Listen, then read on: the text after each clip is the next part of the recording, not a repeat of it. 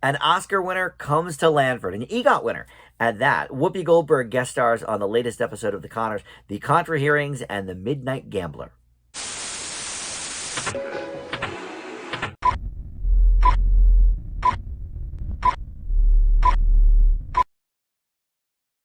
Hey guys, Dan here. This is Dan Reviews It. Welcome to my Connors review for the latest episode, number 17 in season 5, The Contra Hearings and the Midnight Gambler, with a very, very special guest star, Whoopi Goldberg, of course, already part of the ABC family with The View, but joining, her comedy roots. I mean, that's really, she probably did stand up with Roseanne Barr at some point in the 80s. She was part of that whole sort of collective of stand-ups that burst onto the scene in the 80s with Robin Williams and all these other people that are her contemporaries. But in any event, let's get to this episode. But before we do, I want to welcome you to Dan Reviews It. We review the Connors episodes every week that there is a new one. There's actually another one coming up next week. We've had a lot of new episodes lately, but there will be at least one more week in a row before we take a little bit of a breather. But please consider subscribing down below. Would love to have you aboard, and comment too. I love hearing from the Connors fans in the comments, and talking to you guys about how you felt about each particular episode. So this one, the Contra hearings, that has to do with Mark and his Contra bassoon in the hopes of scoring a great scholarship for college. And then the Midnight Gambler is the other part of the title, and that involves a new lotto machine at the the Lanford lunchbox that Jackie has brought in. So in terms of the cast, we'll start there, I guess. We've been doing that the last few weeks. Everybody in the main titled cast is in for this one, except for Mary Jaden Ray, absent yet again, although she was in either last week's episode or the week before. So, all right, we saw her briefly, so I guess that's good. But everybody else that's in the credited cast at the beginning is here tonight, including Mark. I mentioned him in the Contra bassoon. He actually has been in the last few episodes, at least a little bit, with all the stuff going on with Harris's pregnancy. And, if you missed my thoughts on that, you can check out that video from last week. But yeah, always good to have a Mark-centric episode. We don't get too many of them. So let's start there because, of course, I mentioned Whoopi Goldberg already. She plays the music teacher. I almost said the math teacher. The music teacher at Mark's school, who essentially is going to, kind of decide who is going to move forward with the orchestra and who is going to sort of get her seal of approval for the contrabassoon chair, in the hopes of advancing. And for a while, Mark was the only contrabassoonist, but there is a new kid on the block that the Whoopi Goldberg character, I honestly forget her name, and I apologize for that, but Goldberg's character says, hey, we're going to try both of you out. But we learn very early on that she has a history with Jackie. She not only teaches at Lanford High, but she went there so many years ago, and she was a contemporary of Jackie's, and we assume Roseanne as well. But they were in marching band together, and she, Jackie claims that the wind sort of blew her gun, over and caused a whole big thing. And so the music teacher now holds this huge grudge against Jackie. And Darlene decides, okay, we have to try and sort of grease the wheels here. Let's have a nice dinner after the orchestra concert, which Mark was not invited to play in. And they're like, let's talk to her and try and smooth things over or whatever. So she makes a clear look. What I wanted to see is how this other kid performs under pressure. I already know how Mark performs. That's why we made the switch at the concert. Now, I will say, I don't have kids, but I have 5 nephews, and I certainly was in school at one point. I think it's odd that the parents wouldn't know ahead of time who is and is not playing in the orchestra. Now, I didn't do orchestra. I did choir and I did theater, but I didn't do orchestra. So, you guys tell me in the comments. I know some of the people that watch my channel are teachers themselves. So let me know. Is that something that seems normal, that you would not tell the parents of a child, hey, your kid's not actually going to be at this particular concert? Because I think that's weird, but whatever. I mean, it's a sitcom, so we can suspend disbelief as well. But for my own edification, I would just love to know if that's something that made sense as you were watching it. But and in any event, Mark goes and auditions for her, and she basically says, "Look, you're no better than this other kid. You're no worse than this other kid, but." They're going to get the, my seal of approval for the choir or for the orchestra, not you. And Mark's like, what's going on? Why, you just said we were about the same, and you know how much I need this, da da da da da. And her response basically was, look, he's going to need this more than you because this is basically all he has. But at the same time, you chose this instrument to basically get a loophole into the system. And, you're smart enough to find your own way here. You will figure something out. But, this other kid actually loves the music. And that's why I'm going to go with him. So to be honest, I think that was a fair way to go. I know that it didn't seem like it to Mark, and he was kind of pissed about it. But look, it is true. I mean, up until a year and a half ago, when we had that episode with Christopher Lloyd guest starring, to teach him about the Contra bassoon, he didn't have any desire to be in the orchestra, any designs on that instrument. So he did kind of find a loophole. He realized, okay, this is one way to get a leg up and get a scholarship.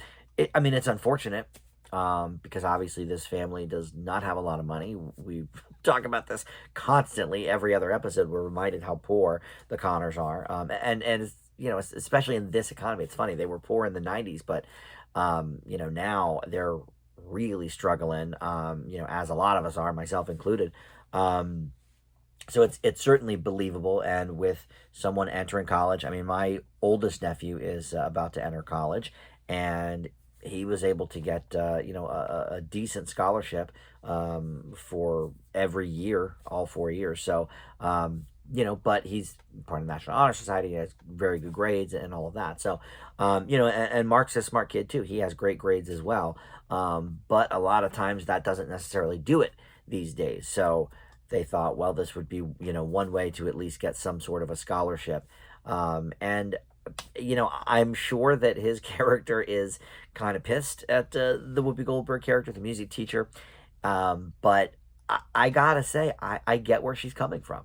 This other kid apparently, we didn't see him in the show at all, but he apparently, has been playing the instrument a while, and whatever he is, he has a love of classical music that, to be frank, Mark doesn't have. So I get it, yeah, it may be one more way for this family to struggle.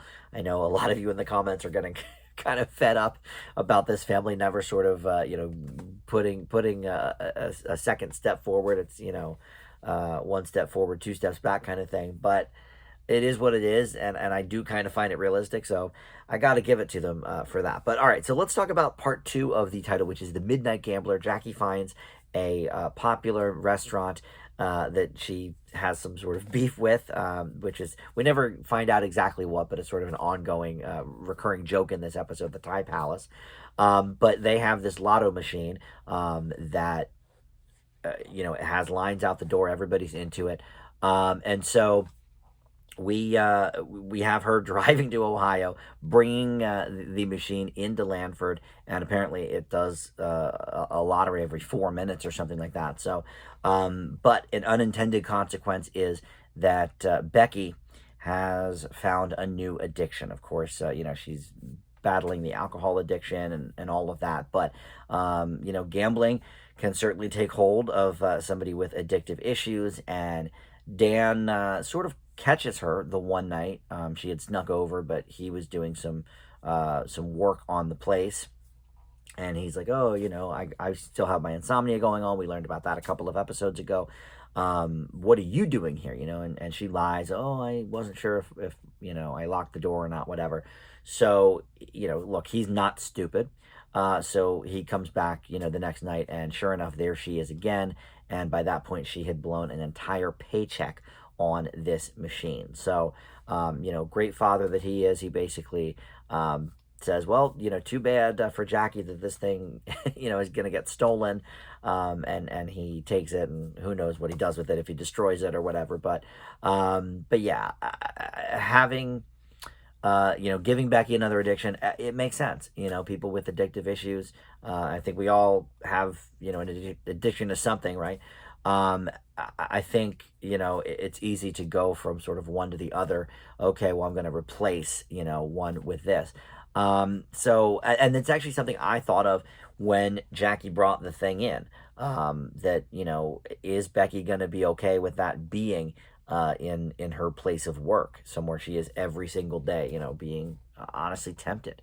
And sure enough, that's where they went with it, and whatever. So some good laughs in the episode tonight. Some really good writing with the plots. I enjoyed how both of them sort of worked out. There's a nice tag scene with Becky and Dan on the couch doing some embroidery about the gambling issues, and just sort of being funny, and having pithy sayings embroidered on these whatevers, cloths, I guess. So I liked that. And I thought Whoopi Goldberg was a great addition for this episode. I've always liked her and thought she was funny. I mean, I don't watch The View. It's been, about, I don't know, 15 plus years since I watched that with any sort of regularity. But I've, loved her movies from the 80s on. Ghost is one of my all-time favorite movies, the one that she won her Oscar for. And it's always nice to see her sort of pop up in different things. She did a recent Stephen King miniseries on, I think that was maybe for Paramount Plus, for The Stand. Because we think of her now, I think more as, oh, she's on The View or whatever, but she just popped up in that movie Till, the Emmett Till movie last year. So it's always nice to see her kind of pop up. But doing comedy is something that she's sort of gotten away from. A lot of these recent roles are more on the dramatic side, or science fiction, or whatever. So it's nice to see her do some comedy roots. And I don't think she ever was like a main. Oh no, that's not true. I was gonna say I didn't think she was a main player on a sitcom, but she had her own sitcom for one season. I want to say it was maybe around 2003, and it was just called Whoopi. And I watched a few episodes of it. I was working evenings at the time, and it was before Hulu and all of that, and I didn't have a DVR, so if you missed it, you missed it, and it's not like they ever put it out on DVD or anything. So I've only seen really a few of the episodes, but I remember thinking it was kind of funny. So, and that was like this, shot in front of a studio audience sitcom. So, she's done that before.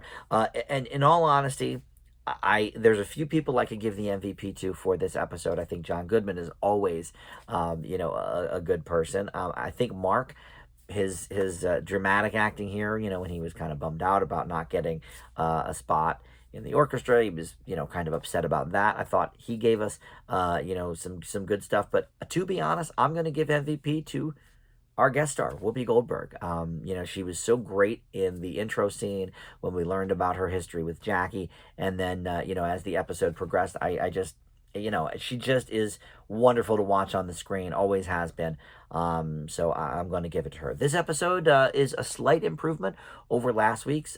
Still a ways off from some of the February episodes that I just loved, some of the best of the season, certainly. But I will leave the Contra hearings and the Midnight Gambler with a B+. So back on the upswing. Next week we have another new episode. Like I said, Road Trip and Guilt Trip. Is what that one's called. Interested to see who's taking the road trip and what the guilt trip is about, and we'll see. And then I think that's probably our last new episode for at least a couple of weeks, but then we should have 4 episodes left, I think, after next week. so including next week 5. So we shall see. With that, it'll probably wrap up in the middle of May or something, like a lot of primetime shows do that last a full season. But we will be with you every step of the way as usual on Dan Reviews It. So thanks for watching. Please comment below, and we'll see you next time. Bye.